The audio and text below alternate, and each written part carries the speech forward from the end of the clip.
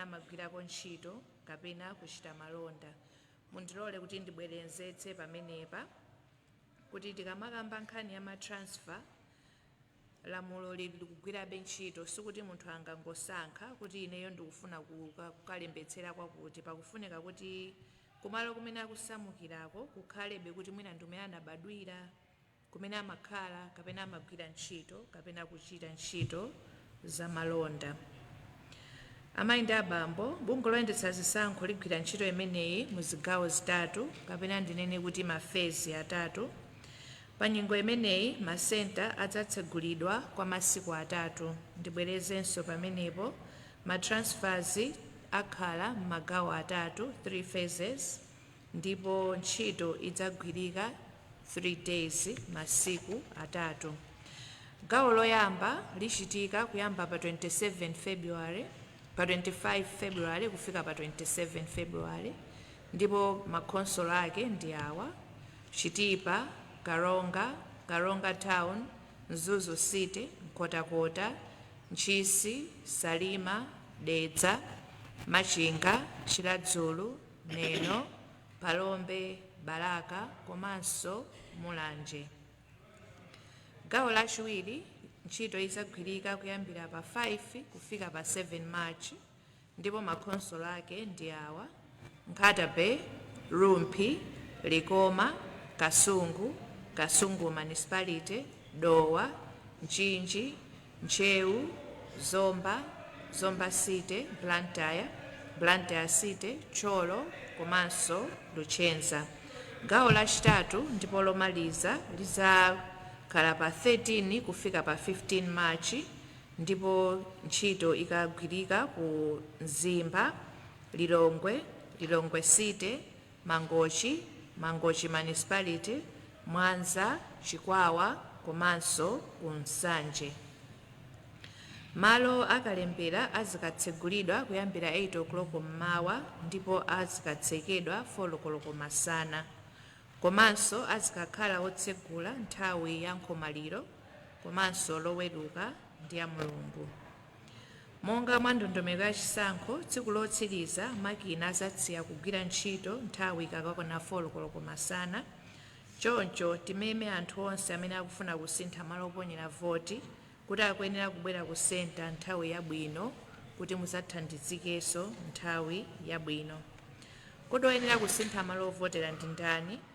Amayi ndi abambo, anthu okhawa amene analembetsa mkaundula wa voti ndi amene angathe kupita kukasintha malo oponyera voti ngati ali ndi zifukwa zokwanira, monga kuti anasamuka kumene analembetsera mkaundula wa voti, kapenanso kuti pa tsiku loponya voti adzakhala kutali ndi kumene analembetsera. Dziwani kuti amene akufuna kusintha malo oponyera voti akuyenera kupita okha ku malo atsopano omwe akufuna kudzaponyerako voti.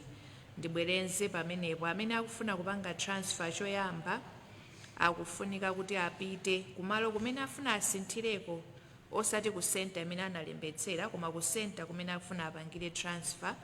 Komanso amene akufuna kusintha apite yekha, sikuti angathe kutuma munthu. Malamulo sakulola kuti munthu akasinthe malo oponyera voti m'malo mwa munthu wina. Chakuti mudziwe ndi chakuti ndondomeko yonse yosintha malo akalembera wa voti idzavomerezedwa pamene mwini wakeyo watsimikiza zonse ndi chala chake kapena kuti fingerprint pa makina akalembera. Umboni ofunika posintha malo a voti ndi chani? Amayi ndi abambo, popita kukasintha malo akalembera wa voti mukuyenera kubweretsa chiphaso chanu cha voti, voter registration certificate. Ngati chinatayika, bweretsani chiphaso chanu cha unzika kuti kusaka dzina lanu makina kusakakhale kovuta. Ngati ziphaso zonse ziwiri zipalibe, mukhoza kupitanso kumalo amene mufuna kukaponyerako voti ndipo akayang'ana dzina lanu makina amene akhale ndi ndandanda wa anthu onse amene alembetsa mkaundula m'dziko muno. Ndipo likapezeka akakuthandizani kuti musinthe malo oponyera voti. Koma ngati umboni palibe komanso dzina lanu lasakidwa ndipo silikupezeka m'makina, ndiye kuti simungathe kusintha malo ovotera chifukwa pakhala kuti umboni okuti munalembetsa mkaundula wa voti palibe. Chimene tikutanthauza ndichokuti amene sanalembetseko mkaundula sangathe kupanga transfer, okhawo amene analembetsako ndi amene ali oyenerera kuchita ma-transfers. Amayi ndi abambo, dziwani kuti ndondomeko yosinthira malo oponyera voti ndi osiyanako ndi ndondomeko yamene munati machita kani ma-transfer ku sukulu kana ndi kumpingo. Posintha malo oponyera voti simukufunika kuti mupite ku senta imene munalembetsera koyamba ayi. Chimene chimafunika ndi chakuti mupite ku malo amene mukufuna kuti mukaponyereko voti, ndipo pa senta imeneyoyo ndi pamene akakuthandizeni kusintha malo oponyera voti. Chonde ndibwerenze kuti musapite ku senta imene munalembetsa kale, pitani ku senta yatsopano kumene mukufuna kusamukira. Komanso dziwani kuti malingana ndi malamulo achisankho munthu amayenera kulembetsa mkaundula wa voti m'malo mmene anabadwira, amagwira ntchito, kupanga bizinesi kapena amakhala. Izi tizibwerenzabwerenza kuti timvetsetsane ndithu. Choncho anthu pamene akusintha malo ovotera akuyeneranso kutsatira ndondomeko imeneyi kuti kumalo kumene akusinthira kukhale kumene akanatha kulembetserako koyamba. Amayi ndi abambo, pamene mwamaliza ndondomeko yosintha malo ovotera akakupatsani chiphaso chatsopano choonetsa malo ovotera atsopano amene mwasamukira. Chiphaso chanu chakale chidzasungidwa ndi oyendetsa ntchito yakalembera wa oyendetsa bungwe la chisankho. Chiphaso chanu chatsopano chonde kachisungeni pabwino. Ndibwerenzenso kuti chiphaso chakale simukachitenga, chimenechi akachisunga ogwira ntchito ku Malawi Electoral Commission. Ndiye musakadabwe pamene akukuwuzani kuti chiphaso chanu choyamba muchisiye chifukwa chimenecho ndiyo sichitha kugwiranso ntchito. Pa nthawi yotsimikizira mayina mkaundula wa voti mukuyenera kudzapita ku malo amene mwasamukirawo kuti mukatsimikizire mayina anu mkaundula wa voti. Ndiloleni tsopano ndikambeko za udindo wa mamonita azipani.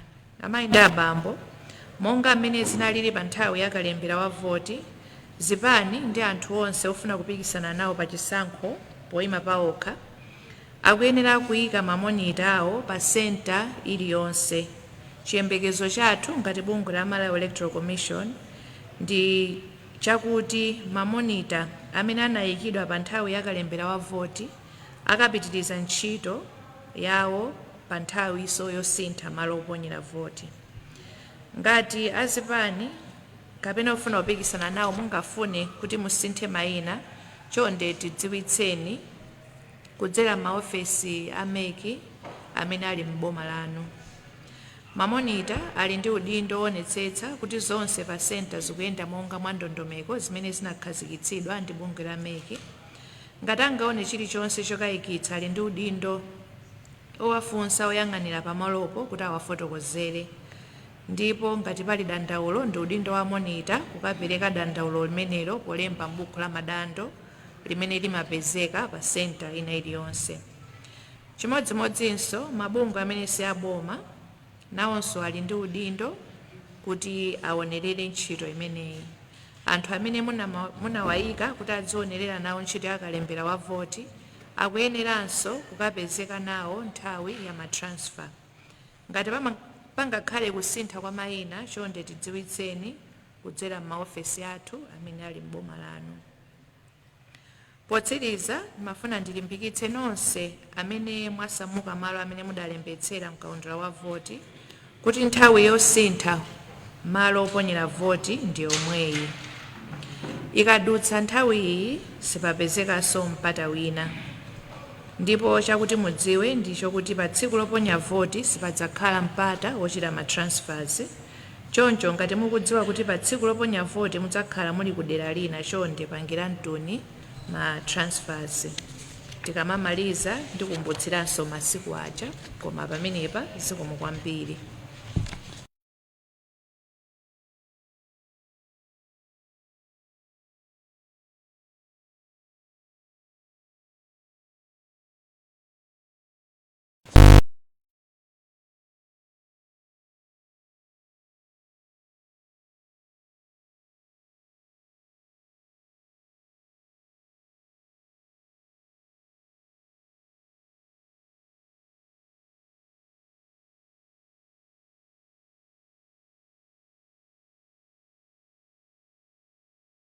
that it has planned to open centers for registrants who moved from the areas where they registered to go and process a voter transfer at a nearest center in the constituency or ward that they have moved to. This will help these people to easily vote on 16 September. Before I talk about the voter transfers, allow me to speak briefly about the total registration numbers. First of all, on behalf of the Commission, allow me to express gratitude to the 7,200,905 citizens who registered to vote. The voter registration exercise was successful because these citizens decided to turn out and exercise their choice, their right, and their duty to register to vote for the upcoming general election. The Commission is grateful. Out of the 7,200,905, 3,087,563 are male, and 4,113,342 are female. This figure represents an aggregate of 65.7% of the eligible population that would be 18 years of age and above by 16 September. This is in accordance with the National Statistical Office projection of 10,957,490. It should also be highlighted that the 7.2 million excludes a total of 14,173 duplicate records which have been flagged by the system. Allow me to inform you now that these statistics are available on the Malawi Electoral Commission website should you wish to visit the site. Now, coming to transfer of voters, ladies and gentlemen, as you may be aware, the law allows a voter to transfer his or her registration to another center. According to Section 8 of the Presidential, Parliamentary and Local Government Elections Act, a person eligible to register shall be registered as a voter in the area where he or she ordinarily resides, was born, is employed, or carries on a business. And secondly, a person may, before verification of the voters register by the Commission, transfer to another registration center, and upon such transfer, his or her name shall be deleted from the roll of the registered voters at the original registration center. The Commission is hereby announcing to the nation that it will be processing the transfer of voters to other registration centers in the place or area where the voters have moved to or are anticipating to move to by virtue of residence, employment, birth, or business. This will help these people to vote seamlessly on 16 September.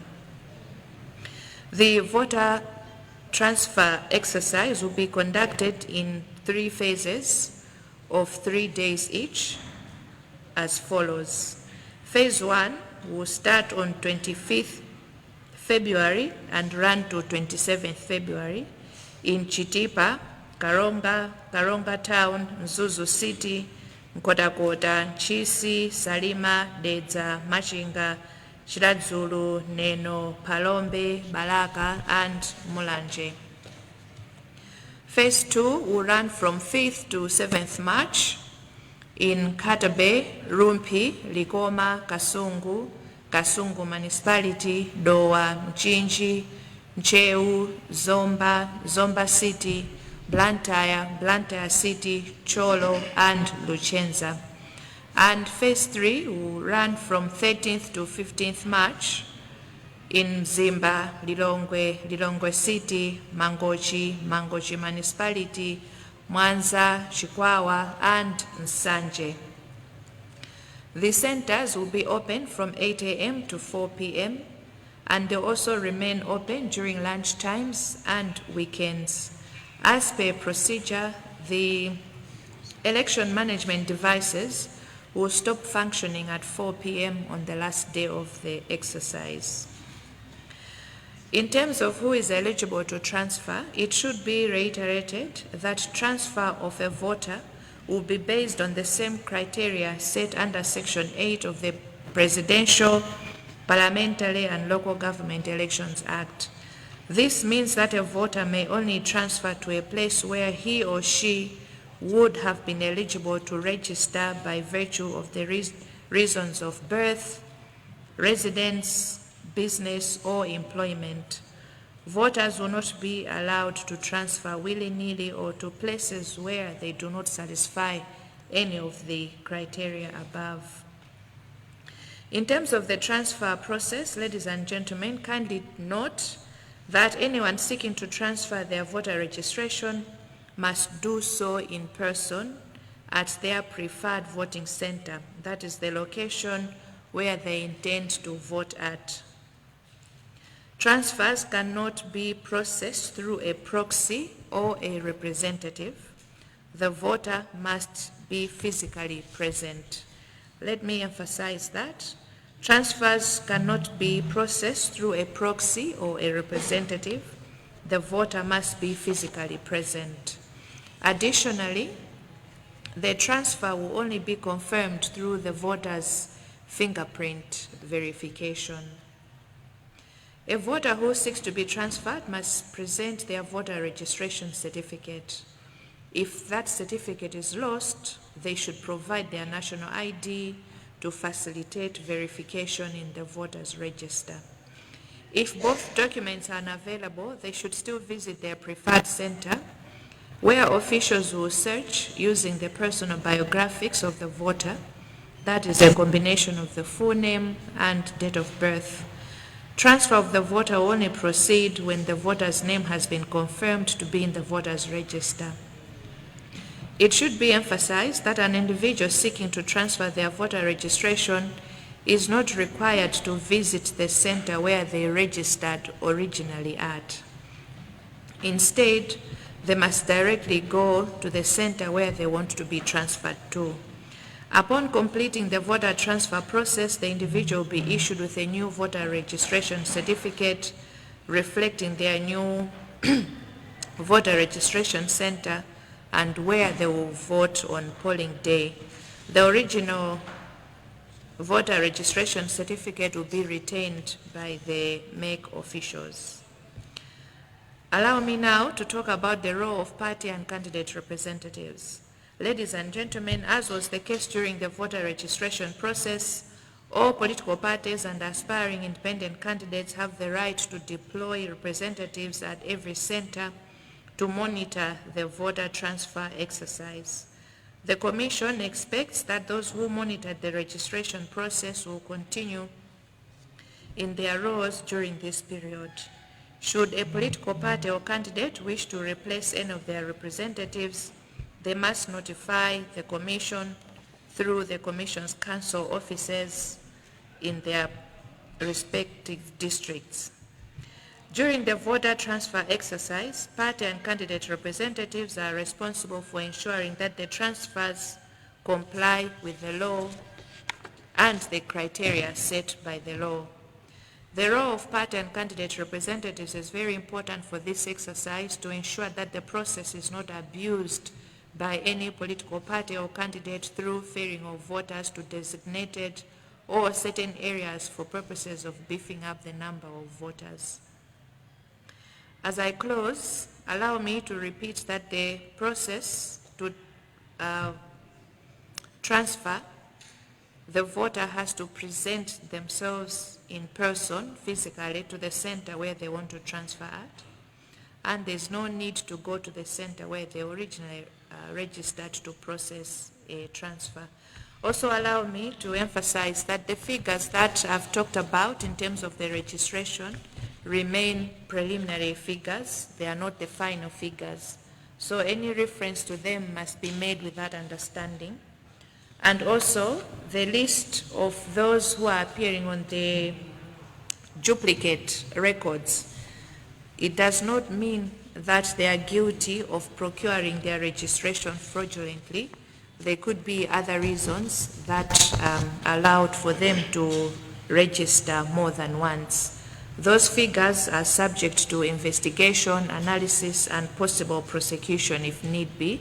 So when we're making reference to the figures that are on the website, we should do so on the understanding that they are preliminary figures. I thank you for your attention. Thank you so much for the chairperson of the Commission. Program entry,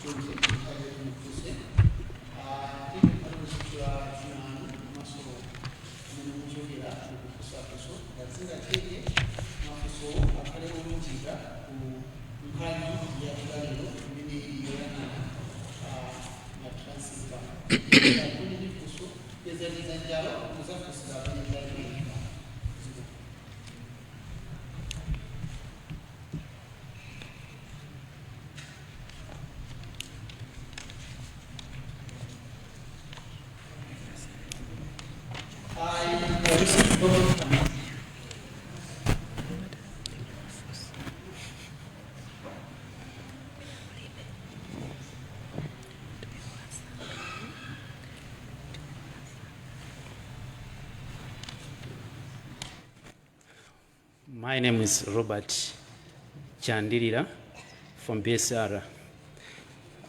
My question is, according to the figures you have given, we have 7,200,905 registered voters. Now, looking at the figure, the figure seems to be low as compared to the population of Malawi. So my question is, how do you intend to make sure that the few registered, they are going to participate in voting come 2016, bearing in mind that there are some rumors out there that some people are having voter apathy? Thank you.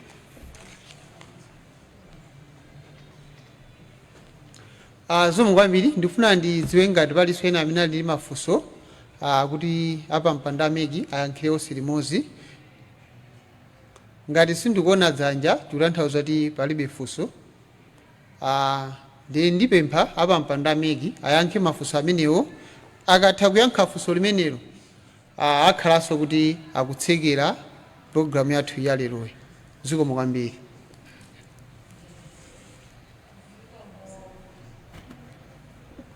Zikomo kwambiri Chandirira chifukwa cha funso limene mwafunsa.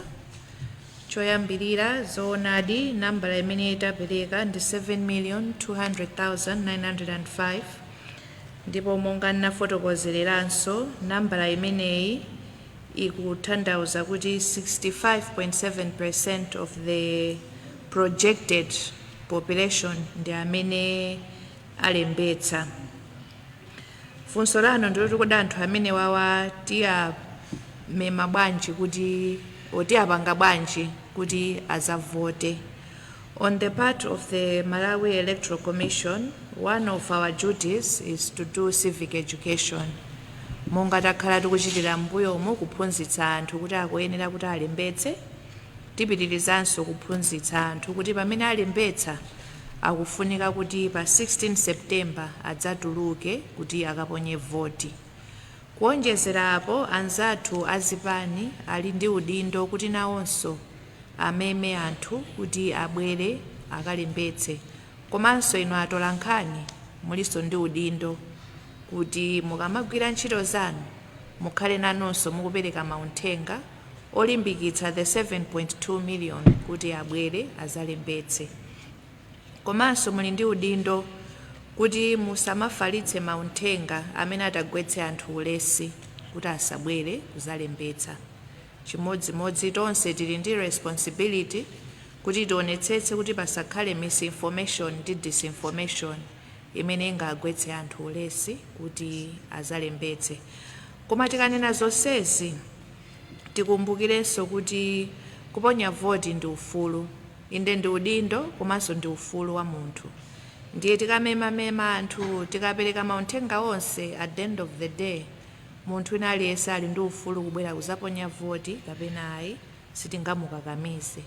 Ndiye tipereka mauthenga, but at the end of the day every citizen has to exercise their right and their duty and their choice. Zikomo kwambiri.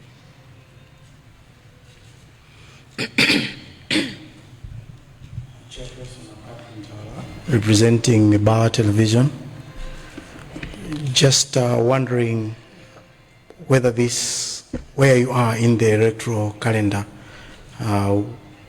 I ask this because prior to this development, there was that exercise where those that were unable to register had to register. So you have always preached the need to ensure that you are following the electoral calendar.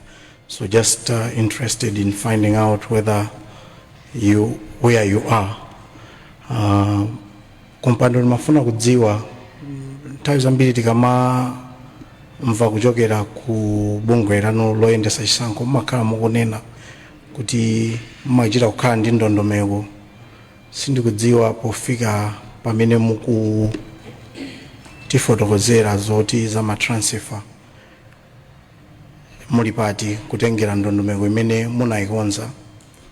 Ndikufunsira funso limene lipotengera kuti mbuyo mu panali kalembera wachibwereza kwa iwo amene pazifukwa zina kumadera osankhika analephera. Zikomo kwambiri.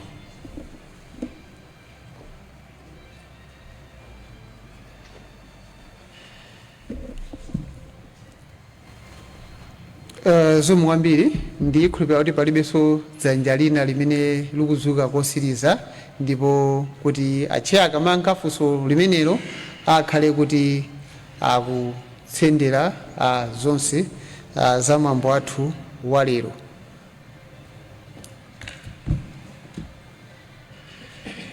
Zikomo kwambiri anjawala facha funso limenelo.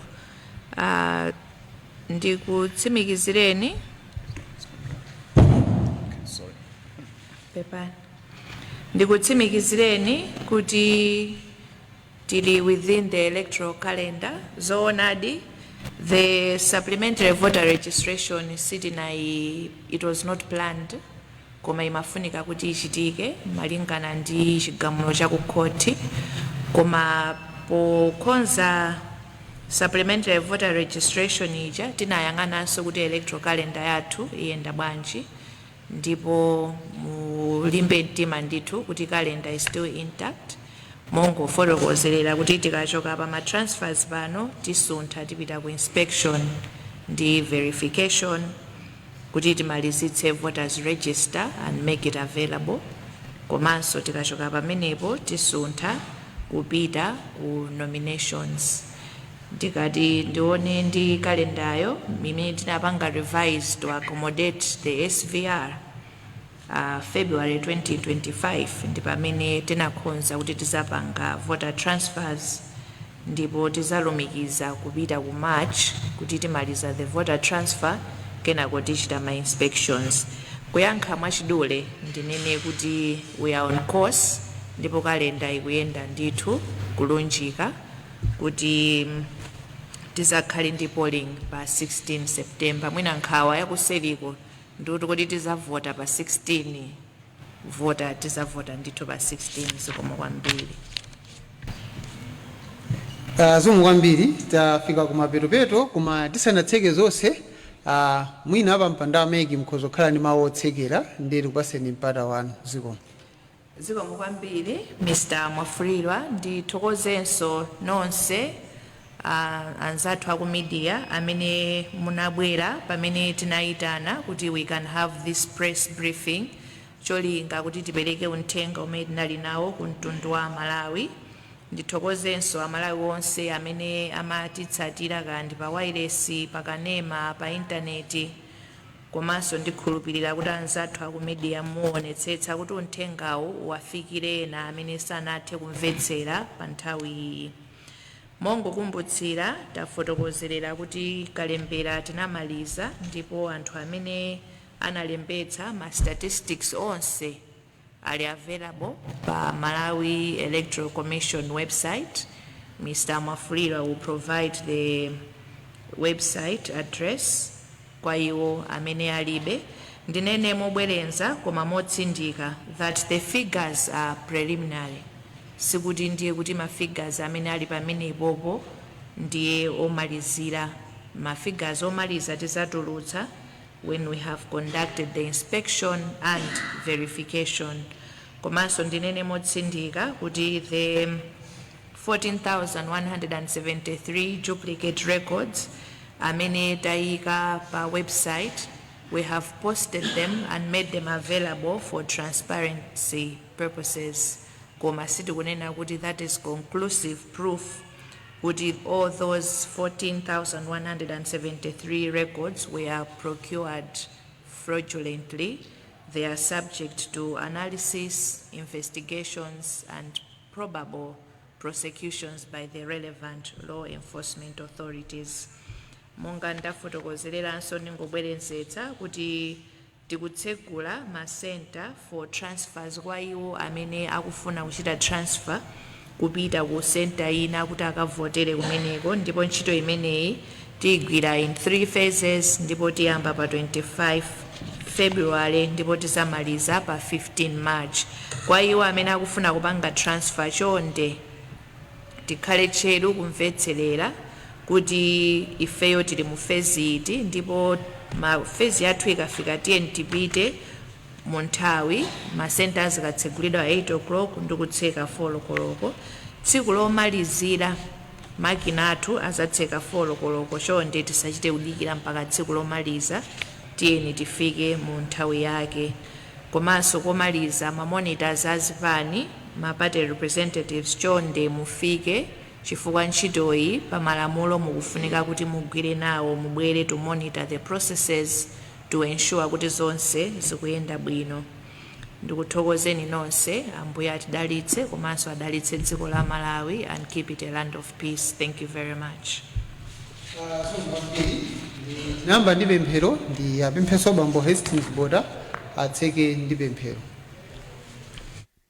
Tikamafikanso pamenepo ndikuti tikufika pa mtsiriziro pa kulutsa kwathu kumene kumachitikira kuno ku Bingu International Convention Center mu mzinda wa Lilongwe, pamene wapampando wa bungwe limeneli loyendetsa zisankho muno Malawi la Malawi Electoral Commission limapereka tsatane komanso kuwauza Malawi kuti kodi pakadali pano nkhani yakalembera ikuyenda bwanji. Ndi iwo amafotokoza kuti kalembera tidatsiriza, ndiyenso mwina nkutheka kuti pali anthu ena amene afuna kuchita transfer ma center.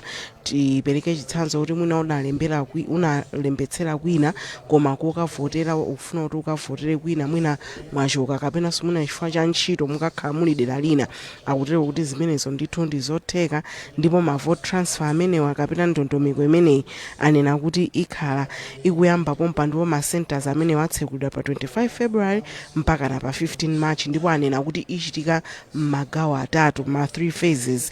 Ndipo afotokoza unena kuti kwa ife amene tili ndi chidwi amene tikufuna kuti tichite ma vote transfer amenewa, tikuyeneka kuti tizikhala tcheru kumvera wireless zathu muno Malawi, ndicho linga kuti timve tidziwe kuti kodi madera athu kapena ife amene tili dera lina lake tikuyeneka kuti tipite kuti. Nde amema ndithu Malawi kuti akhala tcheru kumvetsera wireless komanso mwinanso kuona pa masamba a internet makamaka tsamba la bungwe limeneli la Malawi Electoral Commission, ndicho linga chokuti aone ndi kumva tsatane wa momwe ma phase atatu amenewa atayendere. Ndiye kuchokeranso kwa ine Joyful Baliani mulutswano madzulo ano ndikubwezeretsani nyumba yathu yolutsa zithunzi komanso mawu mu mzinda wa Blantyre. Bye bye.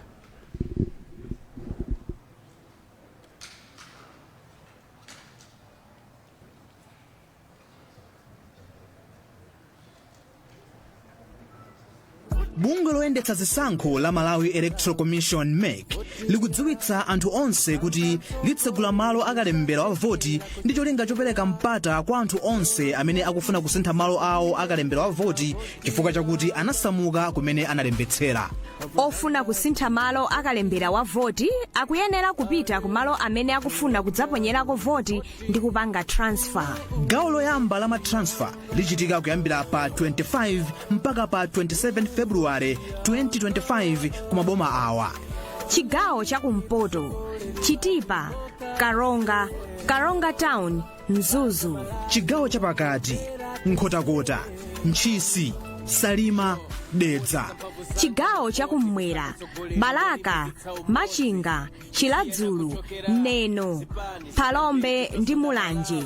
Masenta adzakhala otsegula kuyambira 8 koloko mmawa mpaka 4 koloko madzulo, ndipo adzakhalanso otsegula nthawi ya nkhomaliro. Popita kukasintha malo oponyera voti, chonde tengani chiphaso chanu cha voti kapena umboni wanu waunzika. Ngati zonsezi palibe, pitanibe ku malo amene mukufuna kudzaponyerako voti ndipo akakuthandizani ngati dzina lanu lidzapezeke mkaundula wa voti. Dziwani kuti pamene mwasintha malo anu ovotera mukapatsidwa chiphaso chatsopano ndipo mukuyenera kubweza chakale. Chonde dziwani kuti pa nyengo yosintha malo akalembera wa voti sipakhala kulembetsa mayina mkaundula wa voti kwa anthu amene sanalembetse, komanso sipakhala kupereka ziphaso zatsopano kwa amene zawo zinatayika. Bungwe loyendetsa zisankho likudziwitsa anthu onse kuti pa tsiku loponya voti pa 16 September kupanga matransfer sikudzaloledwa. Choncho amene akufuna kusintha malo oponyera voti apangiretu pamene masenta atsegulidwa. Chonde dziwani kuti pofuna kupanga transfer ya malo ovotera simufunikanso kupita kumene munalembetsa, koma mungopita ku senta imene mukufuna kudzaponyerako voti ndipo akakuthandizani. Chonde kumbukirani kuti gawo loyamba la matransfer lichitika kuyambira pa 25 mpaka pa 27 February 2025 kumaboma awa: Chigawo chakumpoto, Chitipa, Karonga Town, Mzuzu. Chigawo chapakati, Nkhotakota, Ntchisi, Salima, Dedza.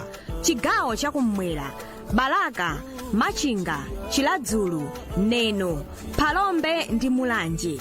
Voti yanu, ufulu wanu, kusankha kwanu.